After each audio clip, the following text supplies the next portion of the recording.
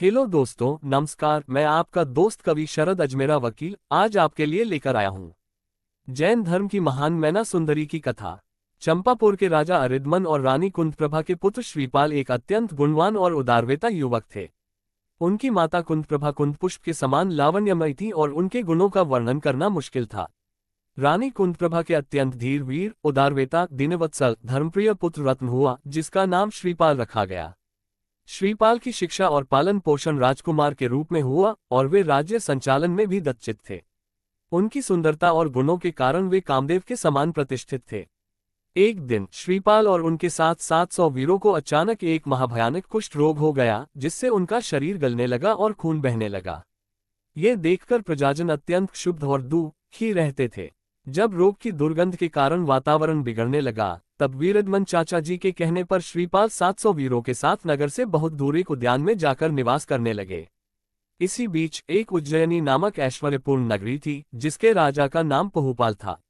उनकी अनेक रानियां थीं, जिनमें से पद्मरानी के गर्भ से सुरसुंदरी और मैनासुंदरी नाम की दो पुत्रियां उत्पन्न हुई। सुरसुंदरी ने शैव गुरु से धार्मिक अध्ययन किया था, जबकि मैनासुंदरी ने आर्यिका से अध्ययन किया था।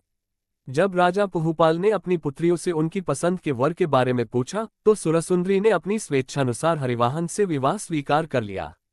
लेकिन मैनासुंदरी ने कहा कि पिताजी, कुलीन और शीलवती कन्याएं अपने मुख से किसी अभीष्ट वर की याचना कदापि नहीं करती हैं। मैनासुंदरी की विद्वतापूर्ण वार्ता को सुनकर राजा पहुपाल तिलमिला गए और उन्होंने क्रोध में आकर कोली राजा श्रीपाल से विवाह कर दिया।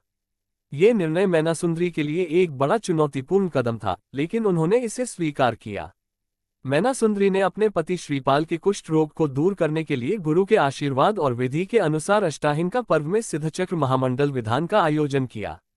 इस विधान के प्रभाव से श्रीपाल के साथ 700 वीरों का भी कुष्ठ रोग ठीक हो गया। यह एक अद्भुत घटना थी जिसने सभी को आश्चर्यचकित कर दिया। कुछ समय बाद श्रीपाल और मैनासुंदरी चंपापुरी वापस आ गए। उनकी वापसी पर पूरे राज्य में उत्सव मनाया गया। श्रीपाल ने अपने राज्य को फिर से स्थापित किया और अपने प्रजाजनों के लिए काम करना शुरू किया। लेकिन एक दिन जब श्रीपाल अपने महल की छत पर बैठे हुए थे, आकाश में बिजली चमकी। उसे देखकर उन्हें वैराग्य हो गया और उन्होंने अपने पुत्र धनपाल को राज्य सौंप दिया। श्रीपाल ने अपने परिवार के साथ वन की ओर प्रस्थान किया। उनके साथ 8000 रानियां और माता कुंतप्रभा भी वन को प्रस्थान कर गईं। वन में जाकर श्रीपाल ने मुनीश्वर के पास जाकर जिन दीक्षा धारण कर ली। उनके साथ 700 वीरों ने भी दीक्षा ले ली। माता कुंतप्रभा और अन्य रानियों ने भी आर्यिका के व्रत ग्रहण किए। श्रीपाल और उनके साथी कठोर तपस्या करते हुए अल्प समय में ही घातीय कर्मों को नष्ट कर केवल ज्ञान प्राप्त किया। इसके बाद उन्होंने शेष कर्मों को नष्ट कर मोक्षधाम को प्राप्त किया। यह एक अद्भुत यात्रा थी जिसने उन्हें जीवन के असली उद्देश्य को समझने में मदद की। धार्मिक और आध्यात्मिक जीवन की महत्ता को दर्शाया गया है, जहां व्यक्ति अपने जीवन को सार्थक बनाने के लिए वैराग्य और तपस्या का मार्ग अपनाता है। मैनासुंदरी की विद्वता और श्रीपाल की उदारता ने उनके जीवन को एक नए मार्ग पर स्थापित किया। ये कहानी हमें जीवन के वास्तविक मूल्यों को समझने और उनका पालन करने के लिए प्रेरित करती है। श्रीपाल और मैनासुंदरी की कहानी हमें जीवन के विभिन्न पहलुओं को देखने का अवसर प्रदान करती है। ये हमें सिखाती है कि जीवन में चुनौतियां आती हैं, लेकिन हमें उन्हें स्वीकार करना चाहिए और आगे बढ़ने का रास्ता ढूंढना चाहिए। मैनासुंदरी की विद्वता और श्रीपाल की उदारता ने उनके जीवन को एक नए मार्ग पर स्थापित किया और उन्हें जीवन के असली उद्देश्य को प्राप्त करने में मदद की। जीवन में वैराग्य और तपस्या का महत्व क्या है?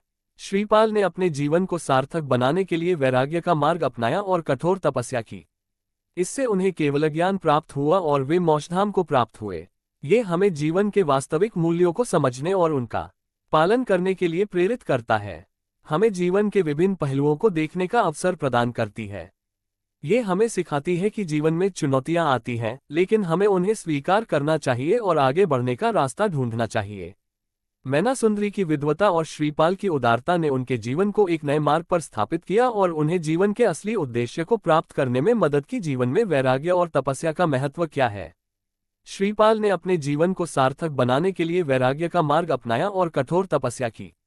इससे उन्हें केवल ज्ञान प्राप्त हुआ और वे मोक्षधाम को प्राप्त हुए। ये हमें जीवन के वास्तविक मूल्यों को समझने और उनका पालन करने के लिए प्रेरित करता है।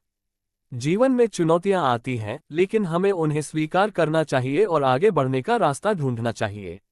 मैना सुंदरी की विद्वता और श्रीपाल की उदारता ने उनके जीवन को एक नए मार्ग पर स्थापित किया और उन्हें जीवन के असली उद्देश्य को प्राप्त करने में मदद की।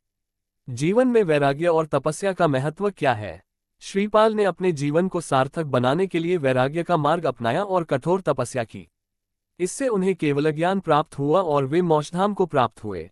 ये हमें जीवन के वास्तविक मूल्यों को समझने और उनका पालन करने के लिए प्रेरित करता है।